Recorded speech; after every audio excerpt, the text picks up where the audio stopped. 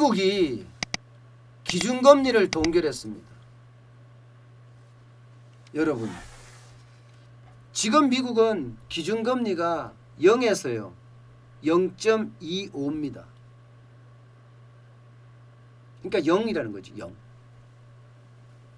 그런데 이 기준금리를 제롬 파월 연방준비제도 이사회 의장, 그러니까 연방준비제도면 우리의 중앙은행하고 똑같거든요.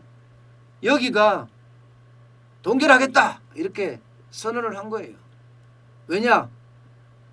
지금 경제가 너무너무 어렵다는 거. 문재인 정부도 V자 반등이라고 이야기했잖아요. 트럼프 대통령도 V자 반등이라고 이야기하고 있어요. 그런데 제롬 파월 의장은요, 무슨 V자 반등이냐, V자 반등 없다. 경제 회복 속도가 시간이 걸린다. 고용도 최악의 상황이다. 예측치보다가 고용이 줄어들었다고 해서 낙관적이라고 말하지 마라. 나스닥 지수가 1만 돌파했다고 해서 경제가 회복됐다고 이야기하지 마라. 지금 경제는 최악의 수준이다. 2차 대전 이후에 가장 어렵다. 지금 2월 이후에 일자리만 하더라도 2천만 개가 사라졌고 실업률만 하더라도 10포인트가 넘는 상태다. 이거는 미국 경제가 굉장히 어렵다는 뜻이다. 영어에 어렵다는 그 단어를 severe라는 단어를 썼어요. severe. 이 말은요, 진짜 어려울 때 쓰는 단어거든요.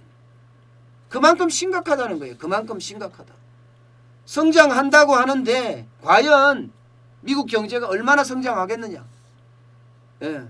그렇기 때문에 제로금리를 당분간 가야 한다 하는 게 지금 제롬 파월 미국 중앙은행 연방준비제도 이사회 의장의 이야기입니다. 당분간이라는 표현을 썼는 게 적어도 2022년까지는 제로금리를 가겠다는 거예요. 그러면 지금 2020년이에요. 2021년, 2022년 앞으로 2년 동안에 경제가 회복될 수 있을 거다. 이렇게 보는 겁니다. 의외죠. 대부분의 전문가들도 아주 비관적인 루비니 교수나 이런 사람을 빼고는 올 연말까지 조금 어려워지다가 내년 상반기부터 조금 회복 조짐에 보일 거다. 그러면서 어떤 분들은 나이키형이다. 이렇게 성장할 수도 있겠다. 이런 이야기를 계속 쏟아냈었거든요. 그런데 지금 제롬 파월 연방준비제도, 미국의 연방준비제도 이사회 의장은 뭘 봤을까요?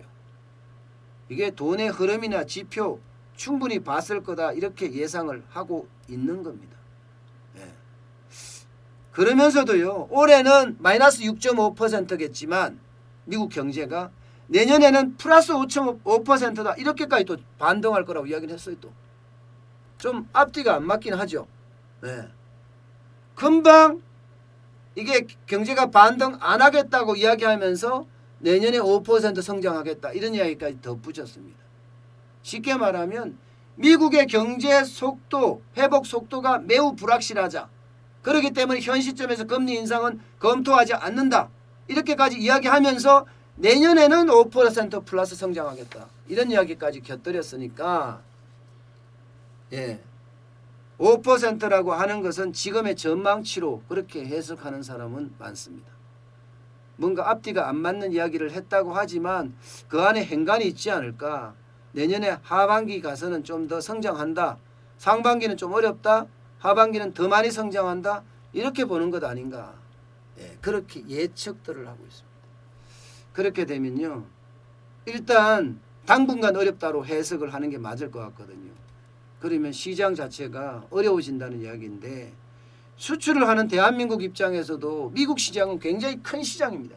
그 큰 시장이 어렵다 이야기를 한다면 와우, 우리에게도 이게 회복이 이 V자 반등은 쉽지 않다.